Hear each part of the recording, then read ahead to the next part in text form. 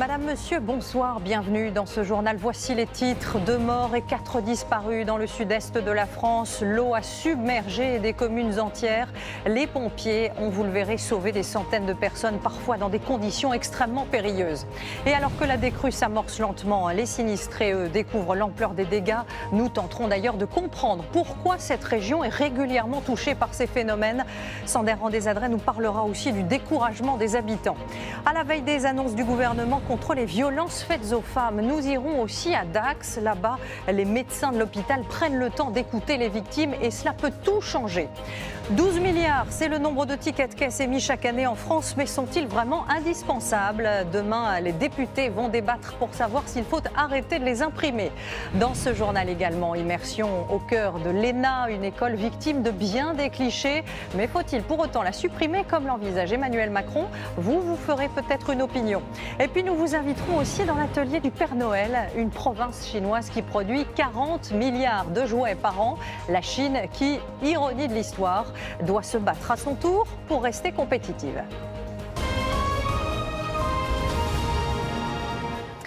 Deux morts et 4 disparus, c'est donc le terrible bilan des intempéries qui ont touché ce week-end le Var et les Alpes-Maritimes. Il est tombé en 48 heures l'équivalent de 3 mois de précipitations. Et cette pluie, eh bien, elle a fait déborder les cours d'eau. L'Argence, par exemple, est sortie de son lit sur près d'1 kilomètre, submergeant des communes entières. Des paysages que nous avons pu survoler aujourd'hui. Marie Demarque et Nicolas Carme. Ces mobil-homes de plusieurs tonnes ont été charriés d'un bout à l'autre de la parcelle, comme s'ils ne pesaient rien, emportés par les flots. Et cette voiture, engloutie sous près d'1 mètre d'eau. À Roquebrune, l'Argence et ses affluents se sont déversés partout. La plupart des routes sont coupées, seuls les véhicules tout-terrain parviennent à traverser. Avec la crue, le paysage est méconnaissable. Vu du ciel, impossible de dire si sous ces masses d'eau se trouve un jardin, une cour d'école ou un parking. Cette propriété s'est transformée en îlot. Ce matériel de chantier n'a pas pu être sauvé à temps et les vignes sont quasiment toutes submergées. Quelques kilomètres plus loin, la commune du Mouy et ses 9000 habitants également frappés par la montée des eaux. Cet après-midi, le soleil est revenu mais le courant reste puissant. Ici, les infrastructures de cette base nautique ne sont plus qu'un amas de détritus. Au centre de l'image, cette zone commerciale reste fermée, son parking est toujours inondé. Ici, chacun attend la décrue pour essayer de retrouver une vie normale. Des tonnes d'eau et de boue qu'il va falloir évacuer avant le début d'un très long nettoyage et l'inventaire des dégâts. Et hier, ces crues, elles ont parfois pris la forme de torrents qui ont déferlé dans les rues. Les pompiers ont dû mettre à l'abri des centaines de personnes. Parfois, vous allez le voir, dans des conditions très dangereuses. Un bateau de sauvetage a chaviré. Les hélicoptères ont effectué près de 200 rotations. Une nuit très éprouvante sur laquelle reviennent pour nous Axel Monnier et Cécile Marchand. Regarde, elle va rester bloquée, L'eau monte. Les passagers de cette voiture risquent d'être pris au piège. Il y a 2 mètres d'eau. Regarde, elle se soulève la voiture. Malgré cette tentative imprudente, Bravo. ils s'en sortiront indemnes. Ce soir, les autorités répètent leurs appels à la prudence. Personne dedans, c'est bon? Les secours ont en effet multiplié les sorties à la rescousse d'automobilistes bloqués. À Cabas, un homme d'une 50aine d'années a été retrouvé mort dans son véhicule. Un couple n'a plus donné signe de vie depuis qu'il a fait demi-tour devant une route barrée.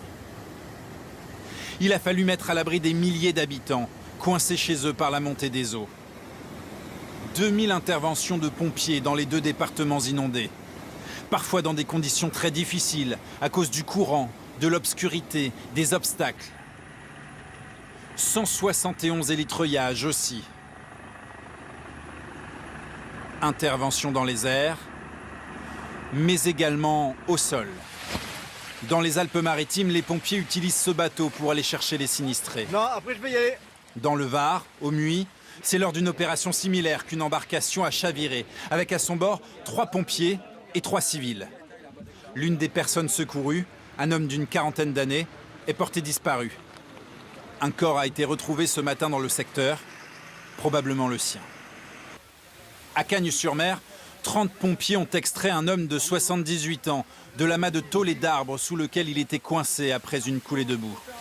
Bien les mecs, bien. Et attention pour lever, lever. L'homme a été hospitalisé, mais ses jours ne sont pas en danger. Autre opération spectaculaire, moins dramatique, celle menée par les pompiers spécialisés en sauvetage animalier. Voici 2 ânesses, épuisées par la nuit passée dans un champ inondé. Elles ont été prises en charge par les services vétérinaires. Et parmi les communes les plus touchées, il y a le village de Roquebrune sur Argence. Il a été coupé du monde pendant plus de 24 heures. Une route vient d'être dégagée ce soir, mais les habitants, là aussi, ont eu très peur. Notre équipe elle-même a été bloquée. Regardez le reportage tourné aux côtés des sinistrés d'Anouchka Flieler et Christine Guérard. Dans le village toujours entouré d'eau, les rares éclaircies permettent enfin aux familles de mettre le nez dehors. Et les écoles, on a reçu un message, c'est fermé jusqu'à mardi. C'est bien parce que demain, j'avais pas forcément envie de travailler. Mais l'isolement du village inquiète les parents. Le petit est tombé malade vendredi, donc c'est un peu compliqué pour le soigner. Donc là, il commence à avoir du mal à respirer, je vais l'emmener voir les pompiers. Le week-end a été très éprouvant pour tout le monde. Eric a eu la peur de sa vie. Il a dû être élitreillé hier soir. 2 heures d'attente sur le capot d'une voiture, voilà quoi. En fait, c'est le contre-coup qui est le plus dur. La décrue a fait baisser le niveau de l'eau dans les rues du village. Elle a rendu certaines rues accessibles. Elle permet maintenant aux sinistrés de rentrer chez eux et de constater les dégâts. Et ils sont importants chez ces bénévoles de la sécurité civile. Après 36 heures à aider les autres sinistrés, ils peuvent s'occuper de leur appartement. On a eu l'eau qui est montée subitement, donc du coup on a monté les meubles sur une mezzanine et puis on a pris nos animaux. Il y a maintenant un gros nettoyage à faire, mais ils n'auront pas beaucoup de temps à y consacrer. Donc je reprends le travail demain si c'est possible. On verra demain comment ça se passe, si je peux passer avec ma voiture ou pas. En milieu d'après-midi, tombe une très bonne nouvelle. On vient de réouvrir la route de Saint-Égulte, ça permet de désenclaver le village. Pour rejoindre cette route enfin ouverte, lui a pris tous les risques. Ma voiture a été emportée par les flots et comme demain il faut que j'aille à la fac, j'ai pris mon kayak et j'ai rejoint Roquebrune et j'attends ici pour prendre un covoiturage. Il faudra des jours pour que l'eau ici se résorbe tout à fait. Le niveau du fleuve Argence ne baisse que très lentement. Et voilà donc pour le Var, je vous propose maintenant de partir dans les Alpes-Maritimes où là aussi les habitants ne sont pas prêts de se reposer. On va retrouver l'un de nos envoyés spéciaux, Sander Rendez-Adrets, à Mandelieu-la-Napoule où la journée a été très très longue, Sander. Dès les premières heures du jour, les pompiers d'une part et les services techniques d'autre part, main dans la main, n'ont cessé de pomper la quantité d'eau immense qui s'est infiltrée dans les sous-sols, dans les caves et puis dans les garages comme celui-ci. Il y avait 500 mètres cubes d'eau. Après une journée de travail, il en reste encore la moitié. Alors dans ces ruelles encore boueuses, comme vous pouvez le voir, nous sommes à une centaine de mètres du Rio, cette rivière qui a débordé hier après-midi en quelques minutes, provoquant des dégâts dans une centaine de maisons. Les occupants avaient été évacués au préalable. La plupart ont pu retrouver leurs habitations et constater aujourd'hui l'ampleur des dégâts. Les plus courageux ont commencé les opérations de nettoyage. Vous pouvez les voir avec ces meubles abandonnés destinés à la poubelle. Mais beaucoup n'ont pas encore trouvé la force morale de se lancer dans cette nouvelle opération. Ils ont choisi de passer une nouvelle nuit dans les centres d'hébergement mis à leur disposition. Et vous l'avez vu derrière Sander Rendez-Adrets, ce soir, la décrue a clairement commencé dans la région, mais les habitants n'en sont qu'au début du nettoyage avec, vous allez l'entendre, un immense découragement. Vous allez vite comprendre pourquoi. Beaucoup n'en sont pas à leur première inondation. Esther Lefebvre, Baptiste Guénet et Philippe Fontalba. Il est parti hier en catastrophe. Ça a commencé par monter par ici et ça a commencé à s'amplifier ici.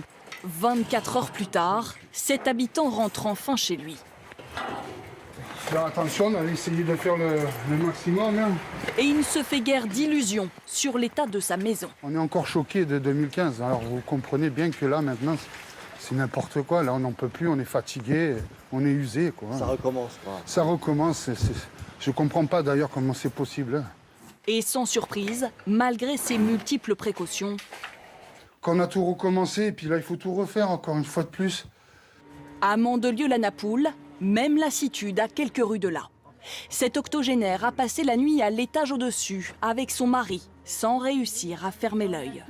On a vite remonté tout ce que vous voyez là, au maximum, mais on n'a pas encore assez vite fait. Mais parce que c'est rentré très vite, ce Rioux, il est infernal.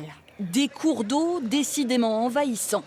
Une fois de plus à Brignoles, cette maison se transforme en fourmilière. Quand Marie-Claude prend les photos pour les assurances, ses filles s'attellent au ménage. Chacun connaît son rôle. Il faut dire qu'ici, c'est une habitude. Ça marche pas bien ? C'est la 7e fois, mais jamais autant quand même. Et donc là, mes filles ne veulent plus que je reste là. Et voilà. Un rire nerveux. Mais lui n'en a même plus la force. Franchement, ça va être dur à s'en remettre. Mais tout le monde. Ah. Une énième inondation liée à ce cours d'eau, le Carami. Ces berges doivent justement faire l'objet de travaux début 2020. Vous les voyez, un confortement, un élargissement, et on va travailler sur une dizaine de mètres supplémentaires. Un investissement colossal pour cette commune, sans compter les dégâts de ce week-end qui lui coûteront plusieurs millions d'euros. Et justement, face à l'ampleur des dégâts, sachez que le ministre de l'Intérieur s'est rendu sur place cet après-midi. Christophe Castaner est d'abord allé saluer les sauveteurs et les élus. Il a aussi ensuite rencontré plusieurs personnes sinistrées.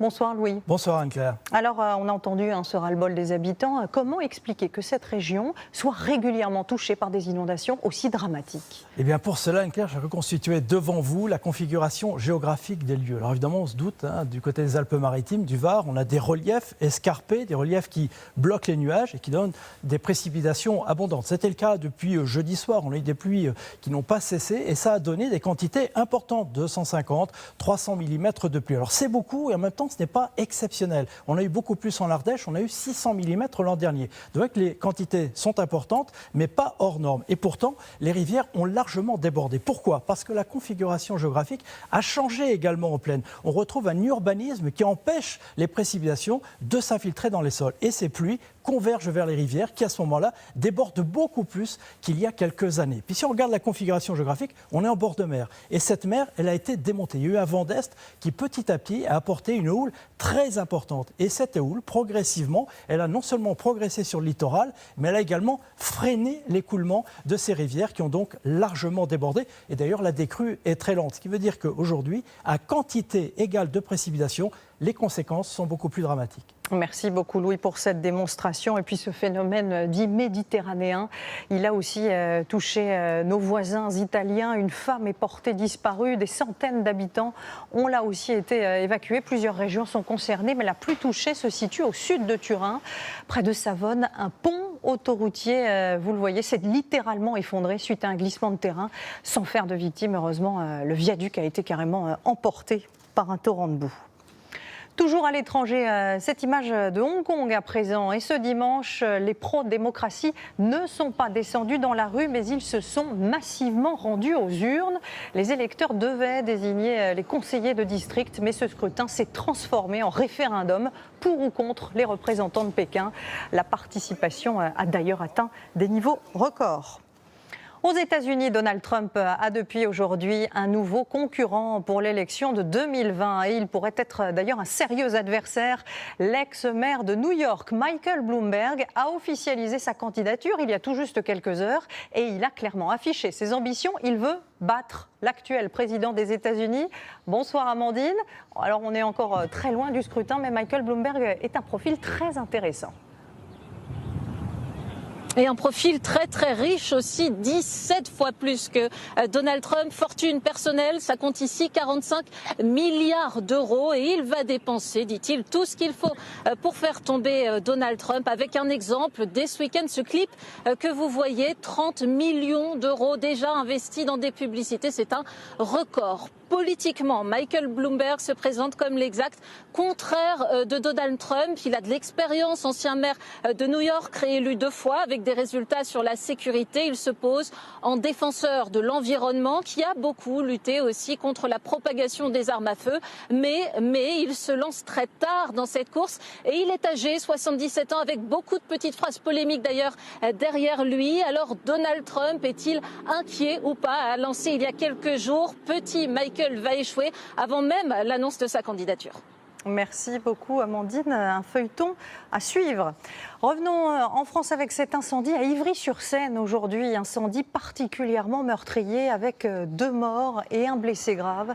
Le feu a en fait pris au rez-de-chaussée d'un immeuble, un appartement squatté dont les fenêtres étaient murées, ce qui a considérablement ralenti l'intervention des secours. Plusieurs enfants ont aussi été légèrement blessés. C'est demain que le gouvernement doit annoncer son plan pour lutter contre les violences faites aux femmes. On en connaît déjà les larges lignes, à savoir la formation des policiers, le retrait de l'autorité parentale pour le mari violent, la confiscation d'éventuelles armes retrouvées au domicile et puis autre disposition, l'assouplissement du secret médical. Car aujourd'hui, les médecins ne peuvent pas saisir la justice si la victime n'est pas d'accord. À l'hôpital de Dax, ils ont tout de même mis en place une écoute spécifique et cela, vous allez le voir, change parfois tout. Reportage Annie Bazar et Bichente Akala. Docteur Lez a mis en place il y a 4 ans un accueil dédié aux victimes de violences conjugales, au sein même des urgences de Dax. Depuis, il en reçoit plus de 300 par an, soit presque une femme par jour. On prend le temps qu'il faut, d'accord? Cette patiente déclare subir les coups de son mari. Là aujourd'hui, il m'a collé contre la porte en m'étranglant avec son front, et quand il était complètement collé contre moi, il m'a mis un coup de tête plus sec. Sur le front? Sur le nez? Sur le nez. Vous avez eu peur, quoi? Oui. Après l'écoute, c'est l'examen médical. Là, sur la lèvre, vous avez quelque chose, hein? Il permet d'établir un certificat de coups et blessures qui servira de preuve si la patiente porte plainte. Mais cette décision, souvent difficile à prendre, nécessite un accompagnement. Vous allez porter plainte ou pas? Non. La question, c'est est-ce que vous êtes en danger? Parce que je vois, c'est que vous prenez des coups, quoi. Nous, on a une équipe aussi, H24. Vous n'hésitez pas à revenir un jour ou l'autre si vous en avez besoin. J'en peux plus cette situation. Le secret médical interdit aux médecins de signaler aux autorités les faits, sans l'accord de la patiente. Merci. De rien, madame. Bon courage, vous pensez à ce que je vous ai dit? Oui. Ok. Il n'y a pas une situation qui est pareille. C'est pour ça que c'est important d'être un peu briefé, sensibilisé là-dessus. Il faut avoir des automatismes, en fait. Des réflexes, résumés sur une fiche que chaque médecin du service garde sur lui. Pour poser les bonnes questions, évaluer le danger, mettre à l'abri les victimes si nécessaire et les accompagner dans leur démarche, tout le personnel des urgences a dû être formé. Et ça marche. De plus en plus de femmes s'ouvrent à la parole dans notre service. Nous, ce que nous souhaiterions, c'est proposer de servir de service pilote, en fait, auprès d'autres services d'urgence en France, parce que nous voyons bien que c'est un apport très important. Mais dans ce service d'urgence qui travaille à flux tendu, pérenniser cette structure nécessite aujourd'hui plus de moyens humains et matériels, comme la création d'une salle d'attente réservée à ces victimes, à l'abri des regards et au calme. Et ce soir sur LCI Canal 26, Julia Matt reviendra longuement avec ses invités sur ce plan gouvernemental qui doit être annoncé demain. C'est un engagement pris par Emmanuel Macron à l'issue du grand débat, mettre fin au grand corps et supprimer l'ENA, l'École nationale d'administration, souvent considérée comme une fabrique à élite. Elle cristallise ces dernières années les critiques contre ces politiques qui seraient déconnectées de la vraie vie. Alors nous avons voulu vérifier. L'ENA nous a ouvert les portes en toute transparence. L'occasion peut-être de vous faire une opinion. Arnaud Etcheverry, Frédéric Mignard et Bichente Akala. Je les imaginais en costume cravate, travaillant en amphi toute la journée comme des forcenés. Les étudiants de l'ENA font du sport plusieurs fois par semaine. C'est obligatoire et cela compte autant qu'une deuxième langue. Il faut être bon, faut s'entraîner. Soulever de la fonte, faire des pompes ou encore jouer au football. C'est important avec l'année qu'on a, les examens, les cours, de se délasser un peu. La culture de la gagne, la recherche de la performance, c'est ce qui est demandé quotidiennement aux élèves de l'ENA. Créée au lendemain de la Deuxième Guerre mondiale, l'École nationale d'administration forme les futurs hauts fonctionnaires de notre pays. On y apprend le droit administratif, le management, pour devenir préfet, diplomate, juge. Si demain, en tant que chef de bureau, vous avez un problème... Tous ces élèves intégreront les grands corps administratifs, rejoindront les ministères ou iront exercer leur talent dans le secteur privé. Depuis 25 ans, pour casser son image d'école parisienne, l'ENA s'est installée à Strasbourg, dans cette ancienne prison du XVIIIe siècle. Sur le mur du hall d'entrée, ceux qui ont fait son histoire et des visages bien connus. On a par exemple la promotion Sangor, qui a parmi ses élèves un certain Emmanuel Macron, la promotion Marc Bloch, qui a parmi ses élèves un certain Édouard Philippe, la promotion Voltaire, celle de François Hollande, la promotion Vauban, on voit ici Jacques Chirac. L'ENA, ce n'est pas qu'Emmanuel Macron et Édouard Philippe. L'ENA, c'est depuis sa création 6700 élèves, dont 200 sont les plus connus parce qu'ils ont fait de la politique. Il y en a 6500 que personne ne connaît. Alors d'où viennent ces jeunes? On parle souvent de reproduction sociale, d'une école réservée aux élites. C'est un peu plus compliqué. À l'ENA, la scolarité est gratuite et il y a 3 manières d'y entrer. Maxime a passé le concours externe après 5 ans à Sciences Po Paris. Aucun de mes camarades qui est ici n'est rentré par réfraction à l'ENA. Chacun l'a mérité, chacun a travaillé. Livia, elle, a passé le concours interne, ouvert aux fonctionnaires. Auparavant, elle travaillait au ministère des Finances. Je viens d'une famille plutôt de la classe moyenne, début de classe moyenne. Il n'y a aucun haut fonctionnaire dans ma famille, encore moins aucun énarque, ça c'est évident. Et en fait, des gens comme moi, il y en a plein à l'ENA. Et puis, il y a ceux qui viennent du privé et qui ont déjà une expérience professionnelle, comme Simon, 31 ans, qui a passé un 3e concours. Il représente 10% de la promotion. J'ai quitté l'école à 16 ans, sans le bac. J'ai fait des petits boulots, de la menuiserie, du jardinage. J'étais un manuel, mais un manuel et un intellectuel à la fois. Rien n'est exclusif et il suffit, pour passer l'ENA, comme le disaient mes camarades, et c'est la méritocratie, il suffit de travailler. Le parcours de Simon reste exceptionnel. À l'ENA, il y a très peu de fils d'ouvriers ou d'agriculteurs. Selon eux, la sélection se fait bien avant le concours. L'école républicaine, c'est un espèce d'entonnoir qui ne cesse de se prolonger. Et l'ENA, c'est tout au bout de cet entonnoir-là. Deuxième reproche, l'école forme des technocrates qui seront à terme déconnectés de la réalité. Direction la préfecture de Colmar pour y rencontrer Benjamin, 26 ans. Il a rejoint le cabinet du préfet pour un stage de 6 mois obligatoire. Au programme de la matinée, la préparation d'une visite ministérielle. Et ensuite, l'idée, c'est d'avoir une déambulation avec les habitants du quartier, de pouvoir échanger avec eux. Ils nous ont indiqué l'heure du Avec un départ, normalement, pour la gare de Mulhouse, vers 17h20. On apprend plein de choses. Moi, quand je suis arrivé dans le département, je connaissais très mal l'Alsace, d'abord. Je connaissais mal aussi les questions de sécurité. Son quotidien, c'est aussi d'aller sur le terrain. Bonjour.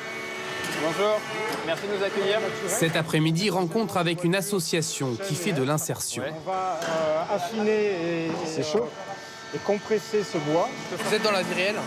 Ah bah, regardez autour de nous. Je vois pas comment je pourrais faire mon métier ou effectuer les missions au quotidien si j'avais pas une compréhension concrète et réelle des problématiques sur lesquelles je travaille de manière parfois théorique. Des élèves attachés à leur formation. Une école reconnue dans le monde entier, mais qui pourrait bientôt disparaître. Le directeur de l'école refuse de l'envisager. Quand je regarde les Français, ils ne sont pas mécontents de leur sous-préfet, ils ne sont pas mécontents de leur juge administratif, ils ne sont pas mécontents de leurs diplomates. C'est toutes ces personnes que nous avons formées, qu'on transformera à l'ENA.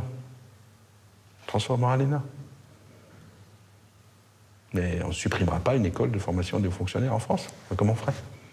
À défaut d'une transformation, l'école a commencé lentement à se réformer. Il y a 10 ans, elle a créé en son sein une classe préparatoire appelée Égalité des chances, qui permet à des étudiants issus de milieux populaires de préparer le concours. Ce matin-là, c'est la rentrée des classes à Paris. Donc ne dites pas, c'est pas fait pour moi. C'est pas possible. C'est fait aussi pour vous.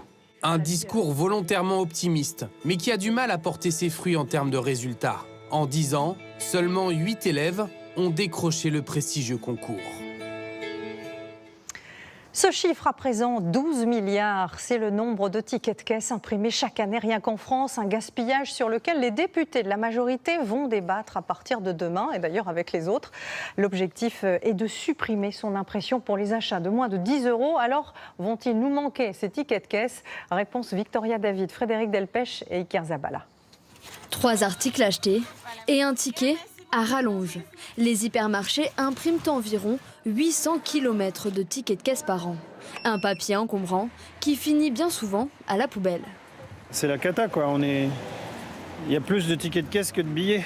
Et donc, on ne sait pas quoi en faire. Vous voyez, je sors de chez le boucher, j'en ai, ils vont partir à la poubelle. Ça me sert à faire les comptes. Il y a 80% des gens ne le prennent pas, je pense, à peu près. Donc on les jette, voilà. Alors, faut-il dire adieu aux tickets de caisse? Les députés de la majorité veulent en tout cas mettre fin à son impression systématique, dans un premier temps pour les achats inférieurs à 10 €. On peut s'interroger chacun dans notre quotidien sur la pertinence de les imprimer systématiquement lors de chaque achat. Je crois qu'il faut expérimenter cette mesure. Est-ce qu'il faut la rendre obligatoire tout de suite? Nous le verrons.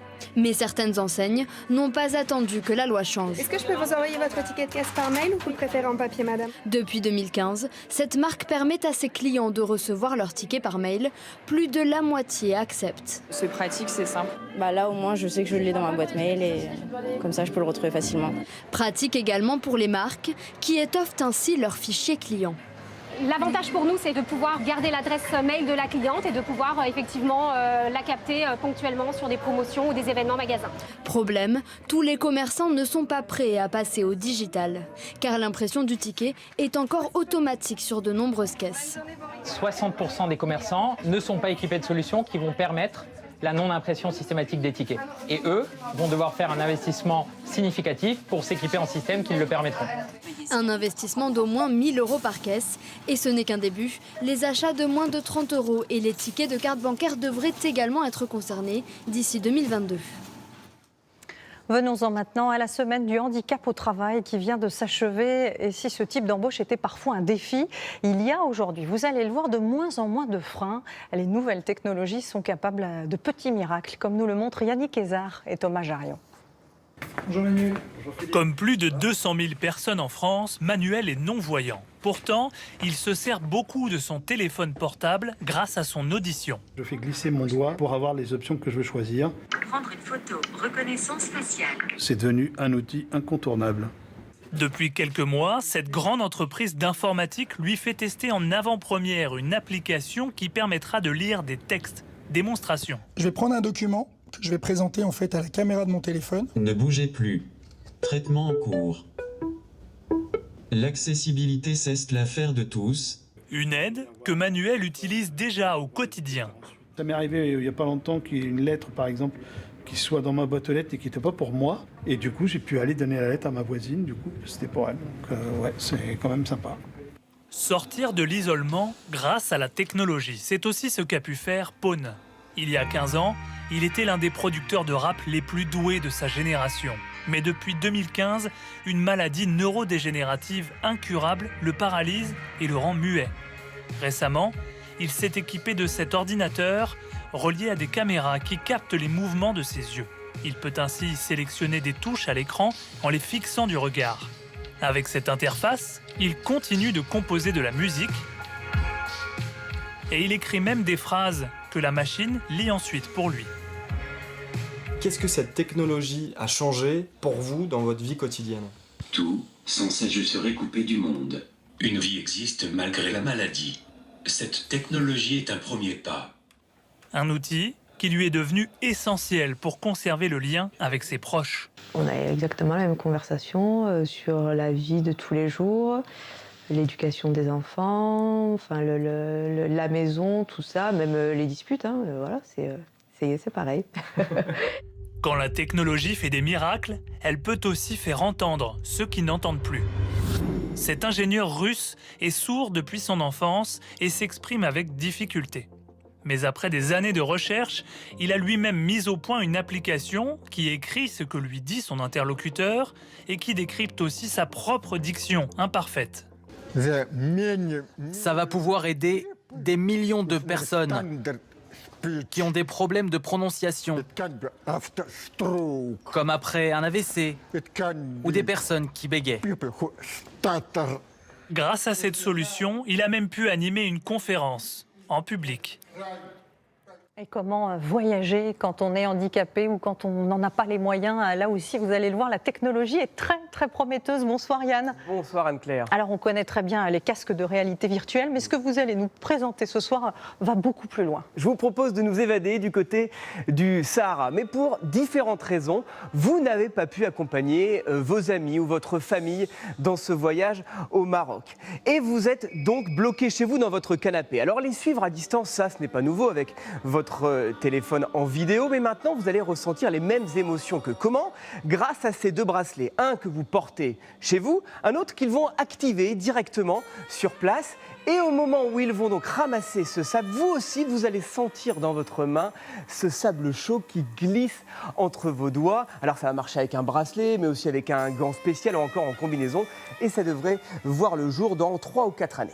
Alors ça c'est pour le toucher, mais les autres sens vont aussi être comblés. Commençons par les odeurs. Direction un restaurant, vos amis ont commandé un poulet au citron. Là encore, votre bracelet, il est connecté, ce bracelet de vos amis, à ce diffuseur de parfum que vous avez un peu comme celui d'huiles essentielles. Et vous aussi, vous allez sentir ces odeurs de cumin, de citron confit ou encore de coriandre. Concernant le goût, il va falloir attendre encore un petit peu, c'est un futur un peu plus lointain. Il va surtout falloir mettre cette pastille sur votre langue, c'est elle qui va transmettre en fait les arômes et les saveurs du plat de vos amis. Et puis autre progrès de taille, Yann, c'est qu'on n'aura plus besoin de s'encombrer d'un guide de voyage. Là, nous parlons de géofencing. Avec toutes les recherches que vous avez déjà faites sur Internet, votre smartphone vous connaît par cœur en matière d'hôtel ou encore de restaurant ou encore de visites culturelles. Et au moment où vous allez vous balader en fait dans les rues de Marrakech, des informations pratiques vont vous arriver naturellement. Comme ici par exemple à 200 mètres, il y a la Koutoubia, ici une bonne adresse de thé à la menthe. Et puis la Koutoubia justement, attention, fermeture à 18h, mais oui, elle est bien gratuite l'entrée. Et vous continuez sur votre parcours Hammam Bon Marché. Et toutes ces informations en fait, elles vous arrivent directement, même plus besoin de sortir votre smartphone, elles vous arrivent sur votre bras grâce à des tissus connectés sur votre bras, mais aussi sur vos lunettes et même directement sur votre œil. Mais pour cela, il faudrait porter une lentille connectée et évidemment, ça ne va pas plaire à tout le monde. Oui, sans doute. Merci beaucoup, Yann. En tout cas, voilà quelque chose qui risque de faire l'unanimité. On vous propose ce soir une visite au Royaume des Jouets. À un mois tout juste du réveillon de Noël, je vous propose de partir en Chine, un pays qui fabrique 80% des jouets vendus dans le monde. Mais attention, cette hégémonie est peut-être aujourd'hui remise en question. Enquête, Axel Cariou et Julien Clouzot. Loin des neiges de Laponie, l'authentique atelier du Père Noël. En Chine, la province du Guangdong, une région vaste comme un tiers de la France. 4 millions de petites mains y assemblent chaque année 40 milliards de jouets. Moi, je fais toujours le même geste depuis 12 ans. Avec l'expérience, on devient efficace. Comment travaillent ces ouvriers? Comment ces usines résistent-elles à la nouvelle concurrence de l'Asie du Sud-Est? Le Vietnam et la Thaïlande essaient de nous imiter, mais on garde une longueur d'avance. Plongé au cœur de la fabrique de Noël. Près de la frontière hongkongaise, Monsieur Zhang nous montre fièrement son atelier de peluches. Des peluches comme ça, on en fabrique 600 par jour, de toute taille. On a 80 employés. Couture, tissage, rembourrage, tout se fait à la main, dans une chaleur écrasante, 35 degrés, que les ventilateurs ne parviennent pas à atténuer. Selon le patron, les machines n'auraient pas la même précision que les humains et entraîneraient trop de pertes de tissu. Lui ne peut se permettre aucun gâchis car ses marges sont réduites.